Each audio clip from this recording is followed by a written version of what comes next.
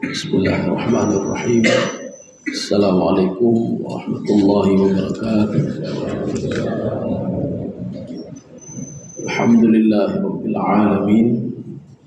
Wassalatu wassalamu ala asyrafil anbiya'i wal mursalin wa ala alihi wa ashabihi ajma'in. Raditu billahi rabba wa bil islami dina wa bi Muhammadin nabiyya wa rasulah.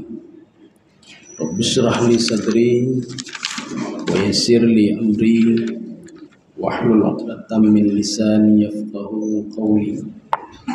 Allahumma ja'al jam'ana hadza jam'an marhuma wa tafarruqana min ba'dihi tafarruqan ma'suma. Kaum muslimin dan muslimat sidang jamaah subuh yang dirahmati Allah Subhanahu wa taala. Banyak dilakukan oleh manusia alasan-alasan untuk tidak beriman kepada Allah. Jadi contohnya pada masa Bani Israel, ketika Nabi Musa mengajak mereka untuk menyembah Allah, apa kata mereka? Kami tidak akan beriman dan percaya hatta narallaha jahrah, sehingga kami melihat Allah langsung. Bagaimana rupa Allah? Kalau kami tidak melihat Allah langsung, maka jangan pernah harap kami bisa beriman kepada Tuhanmu ya Musa. Ini kata Bani Israel. Ini lafaz-lafaz seperti ini, itu untuk apa? Alasan saja untuk tidak mau beriman.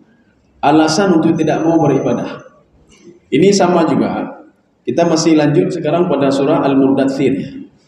Kenapa seseorang itu tidak mau menerima kebenaran-kebenaran yang ada dalam Al-Quran? Padahal tidak ada alasan untuk dia menolak kebenaran itu. Contoh, kita mengajak dia untuk beribadah, padahal ibadah itu untuk diri dia sendiri. Kita memotivasi dia untuk bersedekah, padahal sedekah itu untuk diri dia sendiri. Tidak ada alasan untuk dia tolak. Makanya kebanyakan manusia menolak sesuatu hal karena dia malas beribadah. Jadi alasannya apa saja? Ya, salah satunya ini.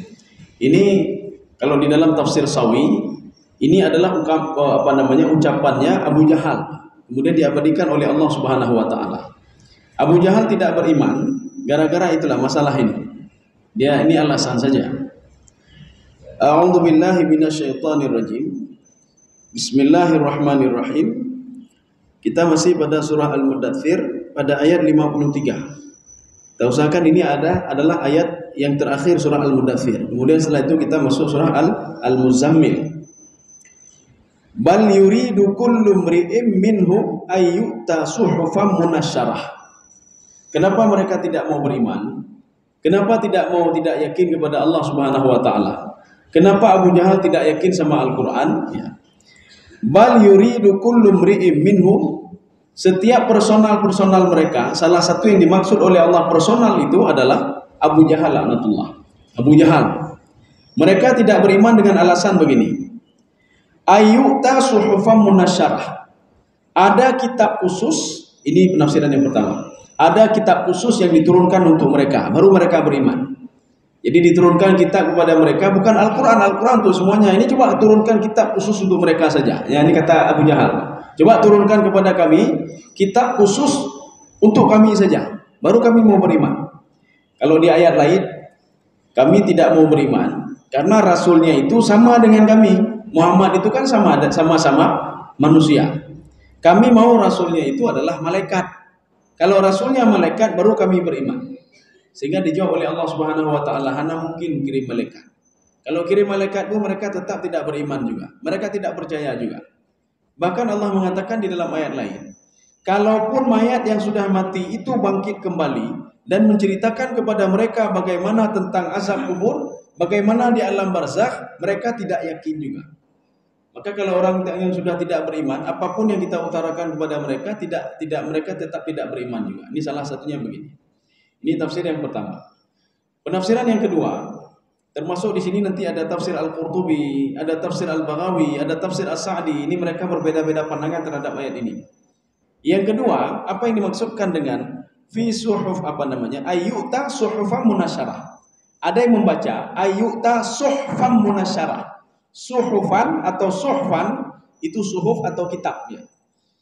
Jadi kami mau beriman sehingga kami dikirim kitab, di dalam kitab itu ditulis kepada kalian kami kirim Muhammad sallallahu alaihi wasallam, baru kami percaya kepada Muhammad dan baru kami percaya kepada Al-Qur'an.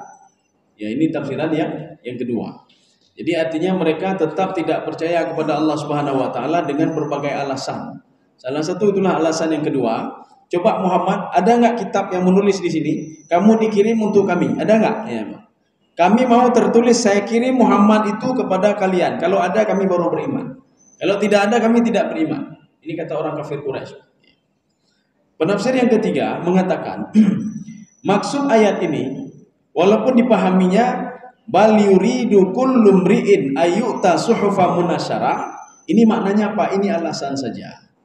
Jadi maksudnya di sini mereka itu tidak akan beriman sehingga mereka melihat azab baru beriman nanti. Makanya Nabi Musa alaihissalam ketika beliau berdoa kepada Allah, ya Allah, itu Fir'aun itu dia tidak akan beriman hatta yaraul azabal alim. Ketika dia melihat azab nanti baru dia beriman. Tetapi Allah mengatakan tenang saja, kita berikan lagi dia kesempatan, berikan lagi kesempatan. Fi tis'i ayat, ada 9 mukjizat yang dinampakkan kepada Fir'aun laknatullah, tetapi tidak satu pun digubris oleh Fir'aun laknatullah. Sehingga Allah mengatakan ini tidak ada cara lain kecuali apa? Kita lenyapkan saja Fir'aun itu. Kenapa dilenyapkan Fir'aun? Apakah Allah tidak sayang kepada Fir'aun? Inilah bukti Allah sayang kepada Fir'aun. Sampai 9 kali diberikan peringatan oleh Allah, tapi tidak satu peringatan pun digubris oleh Fir'aun laknatullah. Makanya supaya tidak menjadi penyakit bagi yang lain, maka Fir'aun ini, baik itu Fir'aun Ramses II maupun Fir'aun anak dia yang ke-13, dua-dua dilenyapkan oleh Allah Subhanahu wa taala. Supaya apa? Supaya tidak merusak yang lain. Kita kalau punya pohon, di situ ada benalu.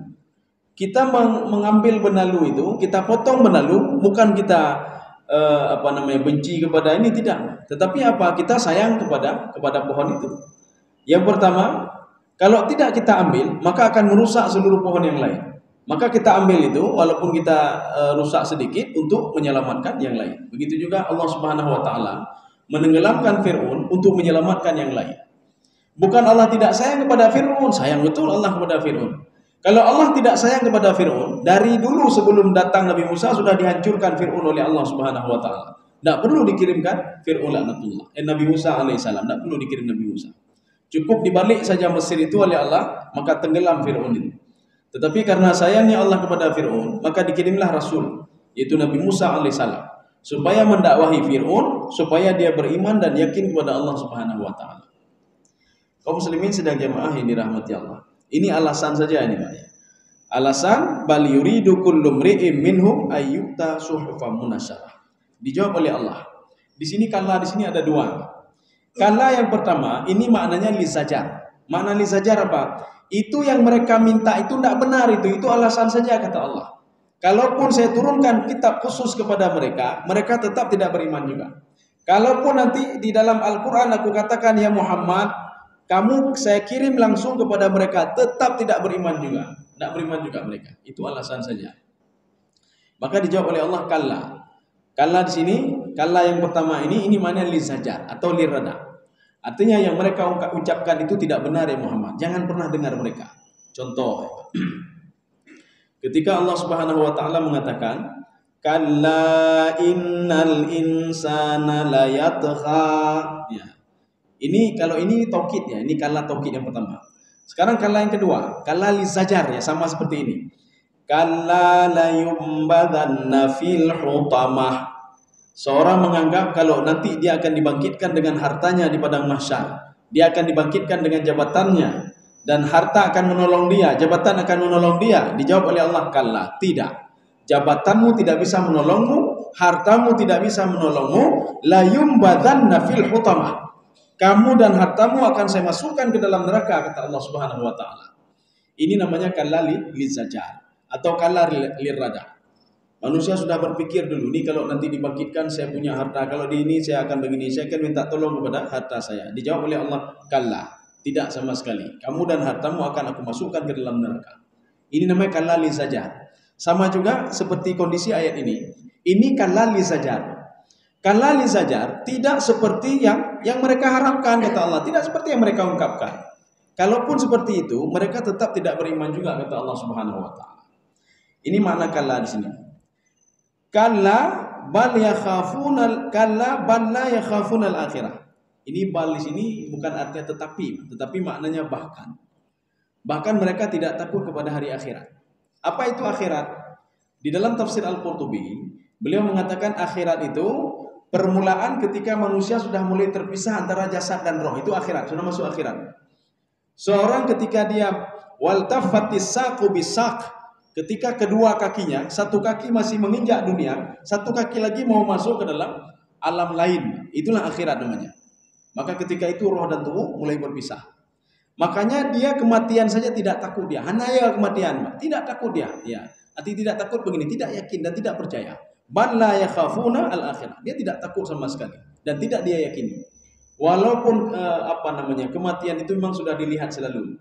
Bukti dia tidak yakin kepada kematian. Maksiat masih dia lakukan. Yang dilarang oleh Allah juga masih dilakukan. Ini yang akhirat pertama. Kemudian yang dikatakan akhirat juga, alam barzakh itu juga akhirat. Hari ketika dibangkitkan di padang mahsyar juga akhirat. Hari ketika manusia dihisab itu juga akhirat namanya.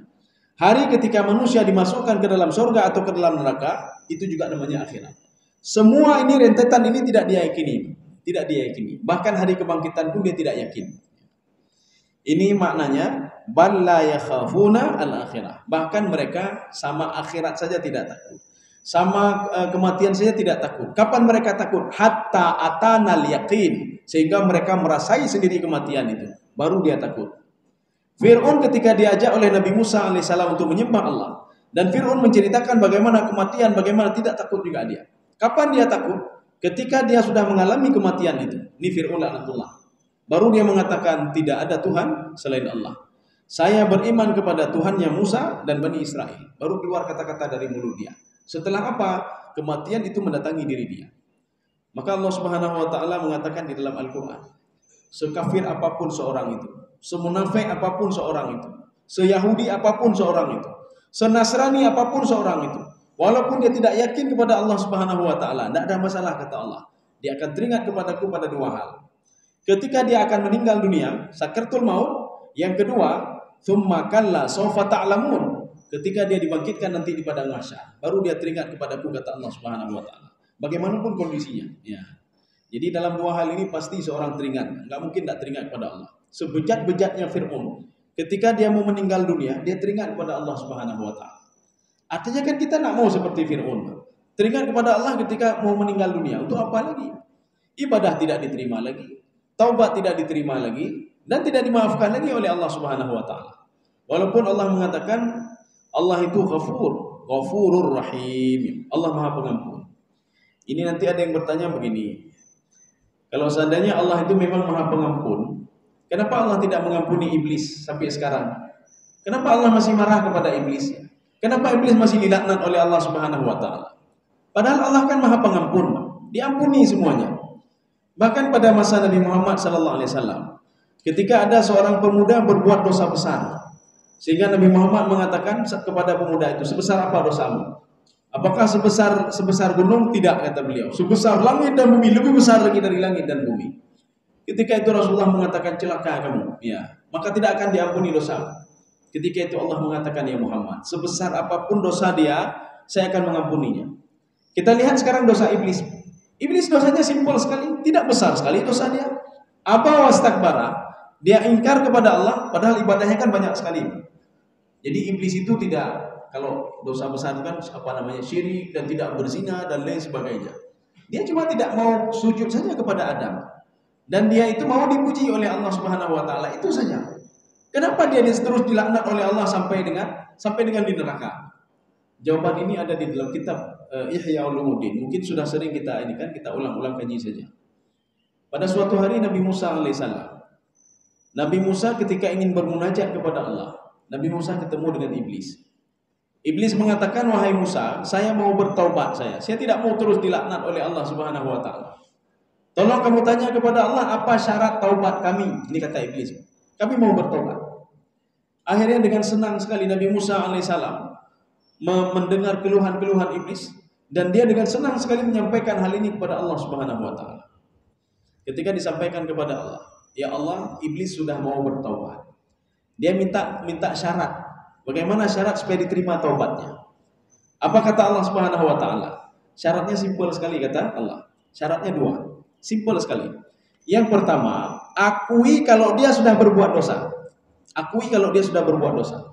Satu. Yang kedua, minta maaf sama Nabi Adam alaihissalam. Itu saja dua syaratnya.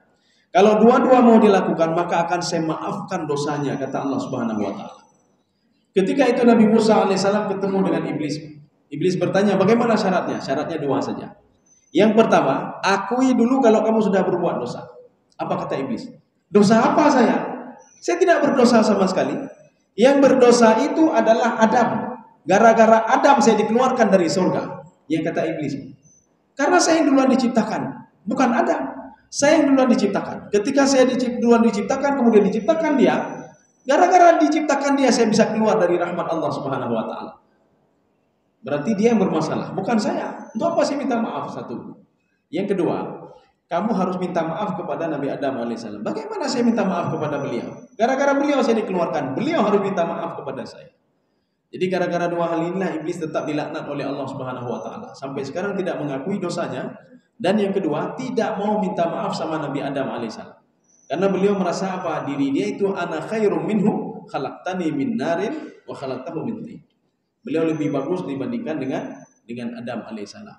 Beliau diciptakan dari api, sedangkan Adam dari tanah. Maka kalau ada sifat-sifat dengki seperti ini, Pak, sifat dengki, sifat ya, Pak, dengki sama orang lain, ini bisa membawa menjadi seperti sifat-sifat iblis dan terus dilaknat oleh Allah Subhanahu wa taala. Kaum muslimin sedang jamaah dirahmati Allah. Di sini kala yang kedua, ya ini kala. Tadi kala yang pertama. Kala yang pertama tadi itu maknanya lirada atau lizajar. Membantah apa yang sudah diprediksi oleh manusia itu. Seperti yang dikatakan oleh Abu Lahab. Apa kata Abu Lahab? Kalau betul, lau sadaqa ibnu akhi la aftadi bimali wa waladi. Kalau betul yang ada di dalam surah Tabbat Yada Abi Lahab wa Tab, saya celaka dan saya akan dimasukkan ke dalam neraka bersama istri saya. Kalau benar itu, kata Abu Lahab, la aftadi bimali, saya akan minta tolong sama harta saya. Kenapa demikian? Abu Lahab kayanya luar biasa. Abu Jahal juga kayanya luar biasa. Saya akan minta tolong kepada anak saya dan saya akan minta tolong kepada harta saya. Maka langsung dijawab oleh Allah Subhanahu wa taala, tidak bisa menolong kamu. Kamu dan hartamu akan dicampakkan ke dalam neraka. Ya. Sekarang kala yang kedua. Kala yang kedua ini maknanya taukid. Taukid itu maknanya menguatkan. Menguatkan itu apa artinya? Artinya dipertegas oleh Allah Subhanahu wa taala. Dipertegas lagi oleh Allah. Ini makna taukid. Mempertegas, memperkuat, itu makna taukid. Kalla innahu tadhkirah. Jadi Allah mengatakan, perlu kalian ketahui, Al-Quran itu adalah peringatan. Peringatan artinya apa? Memperingatkan kita yang masih hidup. Bukan untuk orang mati. Orang mati tidak perlu lagi Al-Quran. Orang terdahulu tidak perlu lagi Al-Quran. Untuk apa Al-Quran orang terdahulu? Fir'aun tidak perlu Al-Quran. Al-Quran khusus untuk umatnya Nabi Muhammad SAW yang masih hidup, dalam tanda kutip, yang masih hidup. Kalau yang sudah mati, yang sudah meninggal dunia, tidak perlu lagi Al-Quran. Tidak perlu lagi nasihat dari Al-Quran. Ini nasihat bagi orang yang masih hidup. Ketika dia diberikan oleh Allah Subhanahu wa taala umur sekian puluh tahun, bagaimana menjalani hidup itu? Apakah hidup ini cuma kita makan, minum, tidur saja? Kalau demikian tidak jauh bedanya dengan makhluk ciptaan Allah yang lain. Kalau kita cuma makan, tidur, kemudian makan, minum, tidur, itu saja, bekerja, itu saja kita lakukan, maka rugilah hidup ini. Maka diberikan tuntunan oleh Allah Subhanahu wa taala supaya kamu tidak rugi, maka jadilah hidup ini dengan jangan terlepas dari Al-Quran dan Sunnah.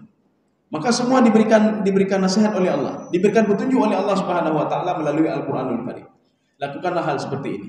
Kamu mau tidak gundah, salatlah kamu, beribadahlah kamu. Kamu mau tidak gundah, berzikirlah sebanyak-banyaknya, kata Allah. Kamu mau bahagia dunia akhirat, kata Allah Subhanahu wa taala, patuhilah perintahku dan tinggalkan yang apa aku larang, kata Allah. Mau lebih spesifik lagi, kata Allah, supaya hidupmu bahagia, bersedekahlah kamu. Ya, wa man a'ta wattaqa, bersedekahlah kamu. Jagalah tanganmu, jagalah anggota tubuhmu untuk tidak berbuat maksiat dan yakinlah kepada balasanku, kata Allah.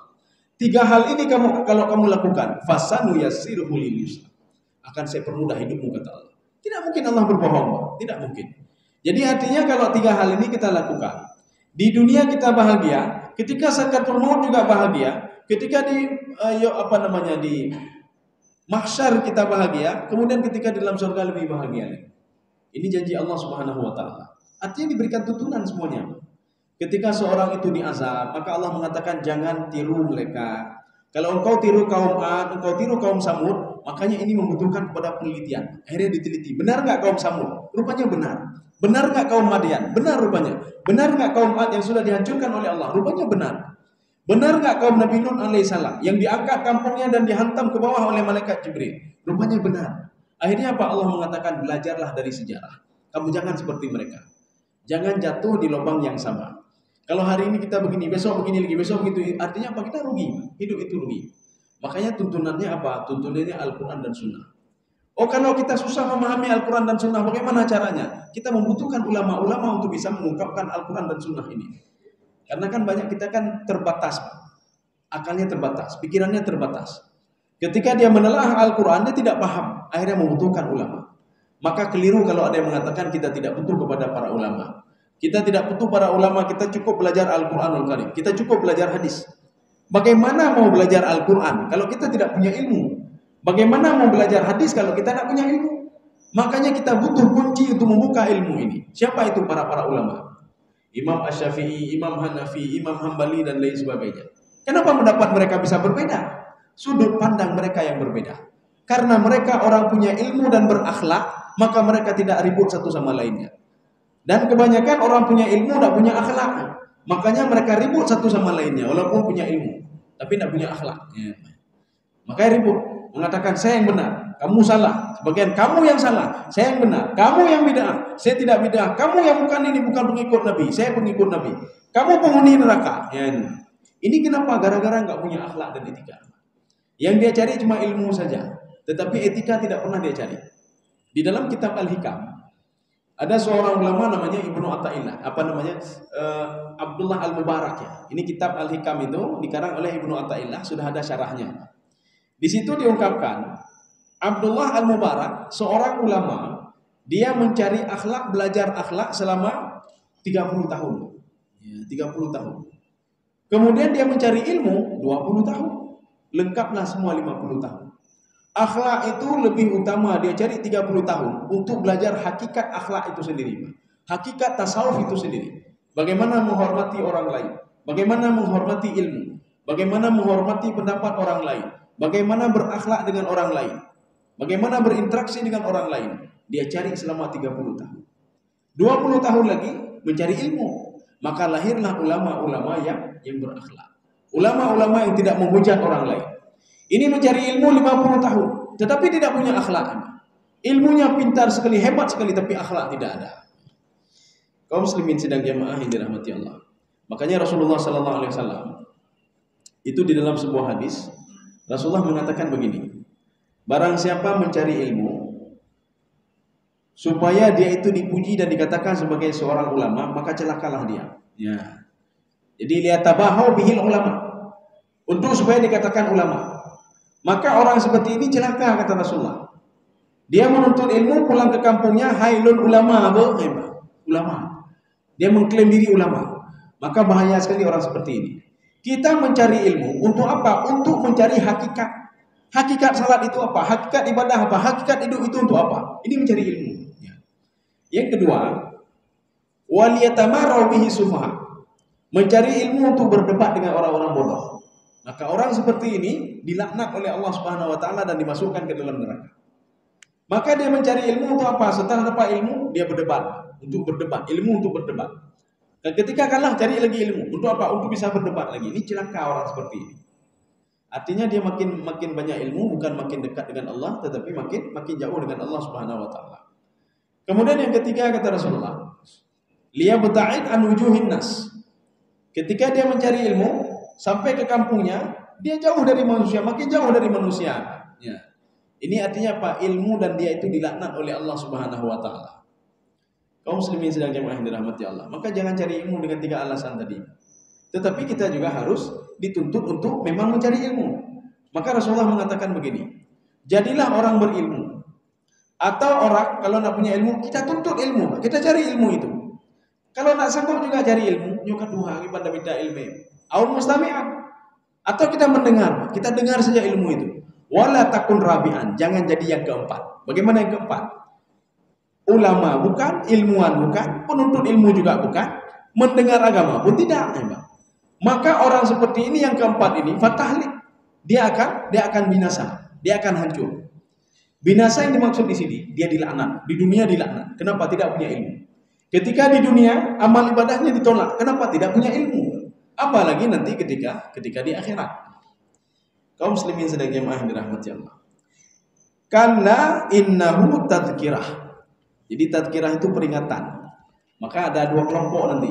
Ada yang mau mendengar peringatan, ada yang tidak mau mendengar peringatan. Ketika diberitahukan oleh Allah kalau kamu tidak mau dilaknat seperti kaum Samud, maka jangan lakukan apa yang dilakukan oleh kaum Samud. Apa yang dilakukan oleh kaum Samud? Mereka diberikan nikmat oleh Allah Subhanahu wa taala, tetapi mereka tidak pandai berterima kasih kepada Allah. Ya, nih. Kalau ada orang-orang seperti itu, maka kampungnya akan saya hancurkan seperti aku hancurkan kaum Samud. Maka jangan jadi juga seperti kaum Nabi Lut. Mereka itu suka satu sama lainnya.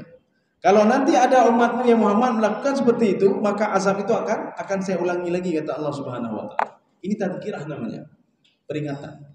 Ada yang menggubris peringatan, ada yang tidak senang kepada peringatan, maka ada dua kelompok nanti, Pak. Itu biarin saja, yang rugi dia sendiri ya. Yang rugi dia sendiri. Liman sya'a dzakarah. Ya, ini maksud liman sya'a dzakarah begini. Ada yang mau mendengar peringatan, ada yang tidak mau mendengar peringatan. Ada yang mau menggubris, ada yang tidak menggubris. Ada yang yakin, ada yang tidak yakin. Maka jadilah kita sebagai orang penelaah Al-Quran dan yakin apa yang ada dalam Al-Quran. Jangan sampai seperti yang dikatakan Rasulullah SAW. Apa kata Rasulullah? Orang membaca Al-Quran itu ada 3 model. Model yang pertama, wahuwa mu'minun bihi. Ketika dia baca Al-Quran, dia yakin apa yang sudah dia baca. Bukan baca saja, dia yakin apa yang dia baca. Sudah 2. Yang pertama. Yang kedua, wahuwa kafirun bihi. Ada orang yang membaca Al-Quran tetapi dia tidak yakin apa yang ada dalam Al-Quran. Yang penting baca, ya, yang penting baca saja. Yakin, tidak yakin. Mana ada orang yang diangkat ke atas kemudian kampungnya dihantam ke bawah? Tidak ada itu. Mana ada sebuah kampung dihancurkan fa akhadhahumur rajfa fa asbahu fi darihim jathimin. Digempakan dengan sekali gempa mereka hancur semua. Tidak percaya itu, tidak percaya. Seperti kaum Madian, tidak percaya itu. Padahal tidak ada satu sejarawan pun, tidak ada satu ilmuwan pun yang membantah apa yang sudah diungkapkan dalam Al-Quran. Tidak ada. Ketika cerita tentang kaum Ad, kaum Samud dan lain sebagainya, tidak ada orang yang membantah. Tetapi inilah menjadi kelompok yang kedua, wahuwa kafirun bihi. Dia baca Al-Quran tapi tidak yakin apa yang ada dalam Al-Quran. Kelompok ketiga ini lebih parah. Wahuwa ya'kulu bihi. Dia cari makan dengan Al-Quran. Artinya dia mencari dunia melalui akhiratnya. Sebenarnya yang dianjurkan oleh Imam Ibnu Katsir dalam tafsir beliau, mencari akhirat melalui dunia, dengan fasilitas dunia. Kita punya fasilitas dunia, supaya tidak sia-sia, maka dunia ini kita manfaatkan untuk bisa dapat akhirat. Inilah namanya memanfaatkan dunia untuk bisa menuju akhirat. Jangan memanfaatkan akhirat untuk bisa nikmat dunia. Itulah seperti tadi. Kita ingin nikmat dunia tapi melalui Al-Quran. Bagaimana? Mencari duit dari Al-Quran itu. Ya. Mencari makan dari Al-Quran itu. Ya, jangan seperti ini. Kaum muslimin sedang jamaah yang dirahmati Allah. Faman sya'a dzakarah. Jadi kalau seandainya dia mau, maka Al-Quran itu bisa memberikan petunjuk kepada dia. Kita sudah pernah membahas. Ada di dalam Al-Quran Allah mengatakan begini. Al-Quran itu yahdi lillati hiya aqwam. Al-Quran akan memberikan petunjuk kepada seseorang yang dia itu mau menggunakan akalnya untuk berpikir dan mentadabbur Al-Quran sehingga membantu hatinya untuk bisa mengenal Allah. Ya. Jadi makanya orang-orang seperti ini dia akan dapat petunjuk dari Al-Quran. Tetapi kalau ada orang baca Al-Quran saja, tidak memahami artinya, tidak memahami, tidak mentadabburkannya, dan tidak ada pelajaran dari Al-Quran itu, maka jangan pernah harap Al-Quran akan memberikan petunjuk kepada dia. Makanya kita terus berdoa kepada Allah. Ya Allah, berikan pemahaman saya pada Al-Quran. Ya Allah, berikan saya pemahaman terhadap Al-Quran. Berikan saya jiwa untuk terus membaca Al-Quran. Kita berdoa kepada Allah Subhanahu wa taala. Karena kalau ada sifat yang seperti ini, Allah katakan dalam Al-Quran, alladzina jahadu fina. Orang yang terus berusaha untuk bisa baca Al-Quran, tapi nggak bisa-bisa juga dia. terus berusaha untuk dekat dengan Allah, tapi susah juga. Maka Allah katakan, lanahdiyannahum subulana. Orang seperti ini akan saya tolong dia, akan saya bantu dia terhadap jalan yang susah-susah akan saya permudah, kata Allah Subhanahu wa taala. Tapi dengan syarat dia mempergunakan akalnya untuk mentadabbur, mempelajari Al-Qur'anul Karim. Supaya apa? Supaya hatinya lunak. Dengan hatinya lunak, dia bisa mengenal Allah Subhanahu wa taala. Kaum muslimin sidang jamaah yang dirahmati Allah. Inilah tafsiran dari inna hadzal Qur'an yahdi lillati hiya aqwam. Al-Qur'an akan menjadi petunjuk bagi seseorang dengan syarat orang tersebut dia menggunakan akalnya untuk berfikir, bertadabbur, menelaah apa-apa yang ada dalam Al-Qur'an. Kalau sudah ada sifat-sifat seperti ini, maka Al-Qur'an akan memberikan petunjuk kepada dia. Tetapi kalau seandainya Al-Quran itu cuma sekedar bahan kajian, Al-Quran bahan penelitian, maka tidak akan pernah diberikan petunjuk kepada orang itu. Mana contohnya? Jadi di barat sekarang itu sudah tren sekali Al-Quran itu sebagai pusat kajian. Walaupun mereka itu bukan beragama Islam. Mereka mengkaji Al-Quran itu saja, sejauh mengkaji. Mereka menganggap Al-Quran itu sebagai suatu ilmu, disiplin ilmu. Makanya apa? Allah tidak pernah memberikan petunjuk kepada mereka melalui Al-Quranul Karim. Mereka tetap pada agamanya sendiri. Mereka tidak beriman kepada Allah. Kenapa? Menjadikan Al-Quran sebagai objek penelitian saja. Bukan menjadikan Al-Quran itu bisa dekat dengan Allah Subhanahu wa taala. Jadi maka jadikanlah Al-Quran itu sebagai apa? Untuk kita sebagai terus berpikir, terus menelaah, terus mentadabbur apa yang ada dalam Al-Quran. Yang akhirnya apa? Kita makin dekat dengan Allah Subhanahu wa taala.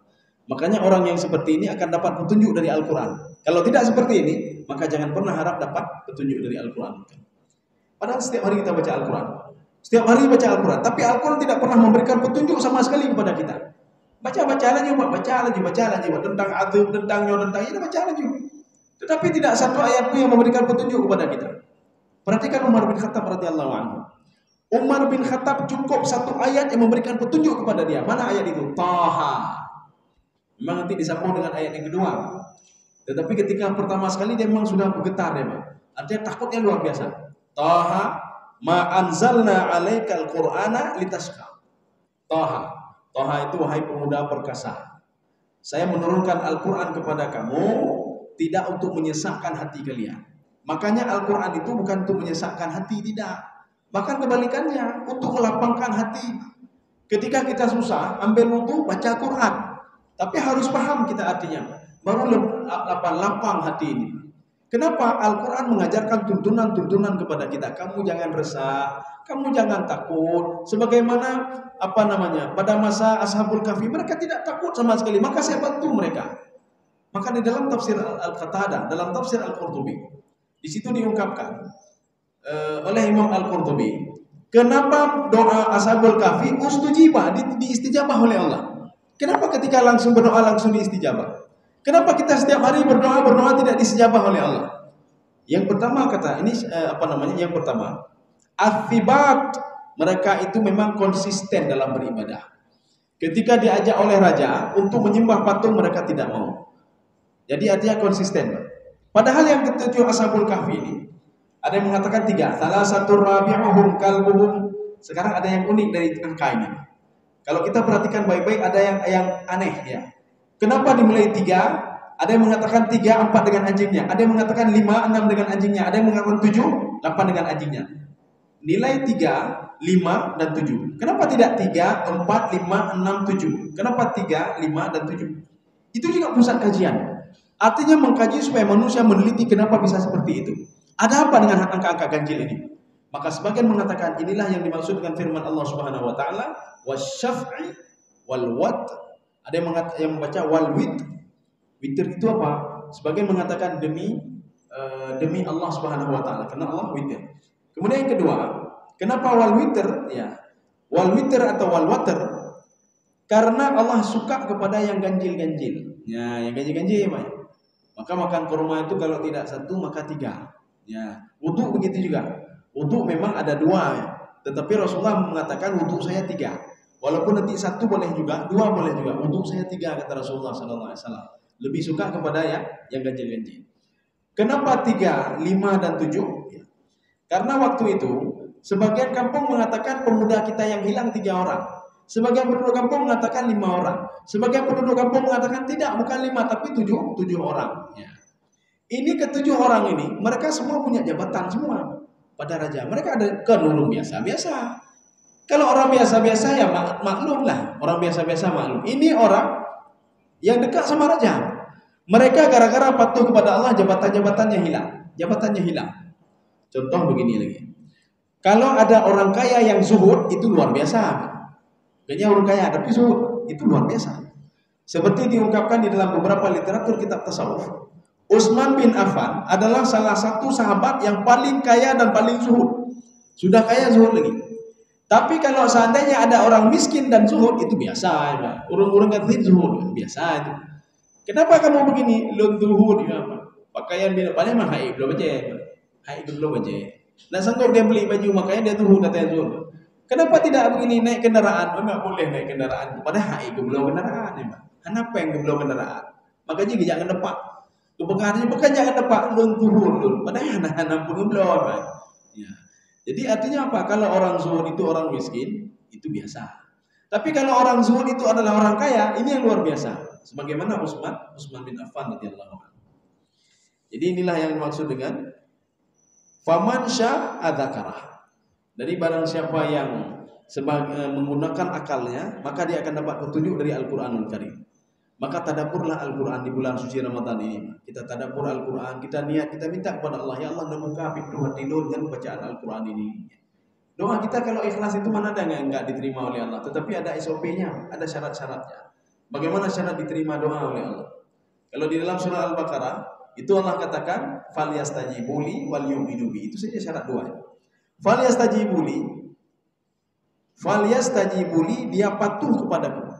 Kalau dia patuh kepadaku, ini syarat yang pertama. Dan yang kedua, dia yakin kepadaku, maka akan aku kabulkan doanya. Ujibu da'watad da'i idza da'an.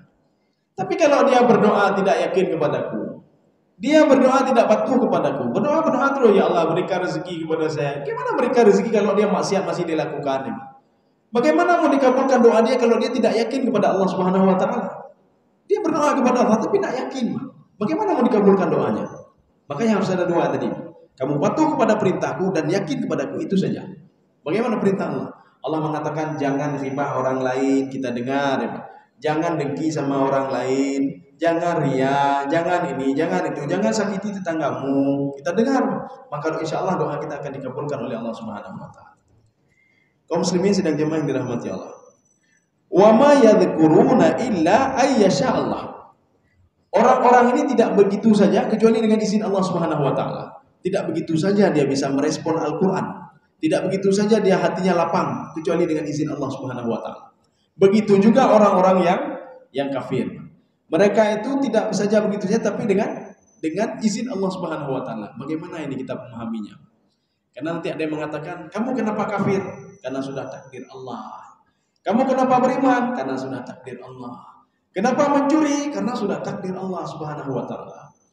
Ini terjadi ketika seorang pemuda dia mencuri pada masa Rasulullah. Ketika dia mencuri, ditangkap oleh Rasulullah. Apa kata Rasulullah? "Kenapa kamu mencuri?" Apa kata pemuda ini? "Karena sudah takdir Allah, saya sebagai pencuri. Kalau tidak Allah takdirkan, maka saya tidak akan jadi pencuri." Maka Rasulullah mengambil sebuah kayu dan memukul dia. Pemuda tadi bertanya, "Kenapa kamu pukul saya?" Dijawab oleh Rasulullah, "Karena sudah takdir Allah, saya memukul kamu." Ya, nih Pak.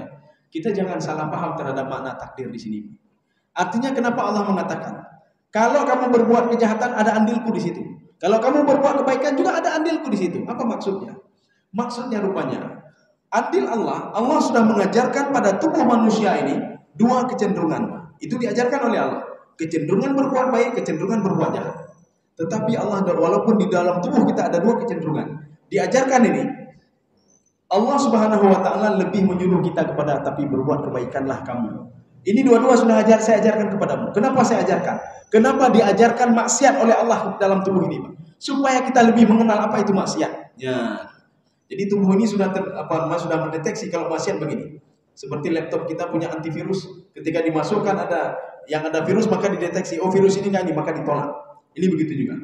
Ketika dalam tubuh kita ada kebaikan, Pak. Dalam tubuh kita ada kejahatan. Ketika kejahatan itu kita temui, maka tubuh ini akan merespon itu jahat. Sebagaimana yang adalah tubuh itu jahat. Kebaikan begitu juga. Itu kebaikan. Makanya Imam Ghazali mengatakan, dekatilah kebaikan itu, belajarlah kebaikan. Setelah kamu tahu itu baik, maka berbuat baiklah kamu. Kemudian ini kejahatan. Belajarlah dari kejahatan itu. Belajarlah kejahatan. Oh ini tidak bagus ini. Oh ini nggak bagus. Setelah kamu tahu itu jahat, maka tinggalkanlah kejahatan itu, kata Imam Al-Ghazali. Maka kita jangan salah paham. Jadi yang dimaksudkan di sini saya punya andil dalam kejahatan artinya apa? Kejahatan sudah diajarkan oleh Allah, diajarkan oleh Allah. Sekarang kecenderungan manusia apakah memilih kebaikan atau memilih kejahatan? Dua potensi itu ada pada diri manusia. Kenapa? Huwa ahlut taqwa, kata Allah. Karena yang wajib ditaati itu cuma Allah, bukan orang lain. Kenapa kita lakukan pekerjaan ini? Karena takut sama bos saya. Berarti tidak benar itu, Pak. Kenapa lakukan pekerjaan ini? Karena saya takut kepada Allah. Saya takut nanti kalau saya tidak lakukan pekerjaan ini akan menganiaya orang lain. Ya, ini yang baru benar, ya, Pak. Kenapa lakukan ini? Saya takut sama bos saya. Kalau enggak saya lakukan akan dipecat saya, ya, Pak. Jadi artinya kita apa? Takut ahlut taqwa. Yang ditakuti cuma Allah. Kenapa kita disiplin seperti ini, disiplin kerja? Kalau tidak disiplin akan menganiaya orang lain, akan menyusahkan orang lain.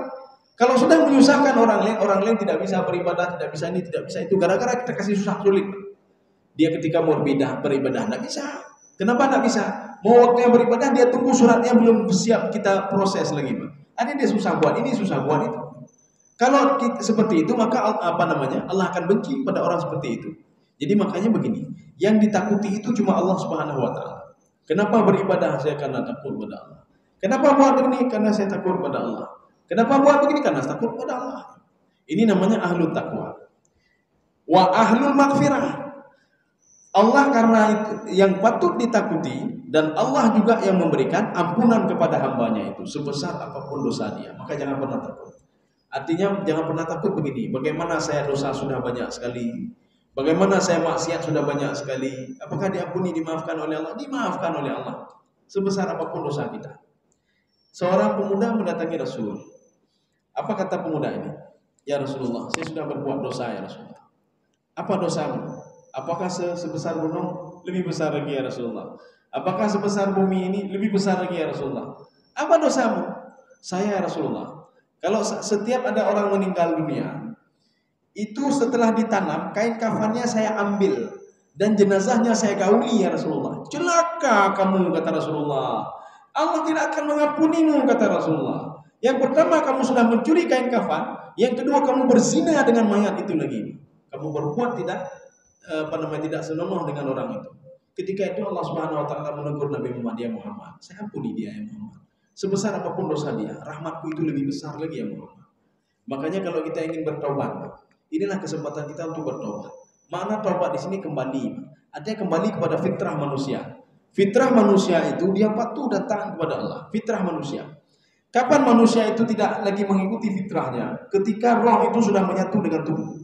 Ketika roh sudah menyatu dengan tubuh, fitrahnya sudah hilang. Yang dia lihat cuma zahirnya saja. Saya perlu tubuh ini menjadi besar, akhirnya pergi ke fitness dan lain sebagainya. Saya ingin tubuh ini makan vitamin ini, makan ini supaya sehat, ya Pak. Akhirnya dia makan hal itu. Saya mau tubuh ini begini, akhirnya Pak, dia semua permintaan tubuhnya dia penuhi. Ketika itulah dia lupa kepada rohnya. Padahal dulu dia teringat pada Allah. Tapi ketika roh sudah menyatu dengan tubuh, dia sudah lupa dengan rohnya. Kapan dia teringat dengan roh? Ketika roh mau kembali lagi, Pak, mau kembali, Pak. Dan tubuhnya mau berpisah, baru dia teringat, ya Allah, lu ada kesempatan ibadah, ya Allah, lu punya kesempatan ini, oh, tidak ada lagi ibadah tidak ada lagi. Maka ketika roh dicabut itu hanya ibadah tidak ada lagi, apa-apa tidak ada lagi. Kaum muslimin sedang jemaah yang dirahmati Allah. Ini yang dikatakan dengan wa ahlul maghfirah. Saya rasa cukup sekian. Ya. Sudah jam berapa ini? Ya, kasih Pak, sudah cukup. Mudah-mudahan ada manfaatnya, insyaallah. Pertemuan selanjutnya kita lanjut surah Al-Muzammil ya. Surah Al-Muzammil. Walaupun ini hampir sama maknanya dengan Al-Mudaththir, tetapi ada beda ininya nanti. Ya, maknanya sama seperti Al-Mudaththir. Mudaththir itu selimut, Muzammil juga selimut. Nanti akan kita lihat perbedaan signifikannya apa di antara Al-Muzammil dengan Al-Mudaththir. Mudah-mudahan ada manfaatnya bagi saya sendiri dan jemaah sekalian. Subhanakallah wa bihamdika Asyhadu an la ilaha illa anta astaghfiruka wa atubu ilaik. Assalamualaikum warahmatullahi wabarakatuh.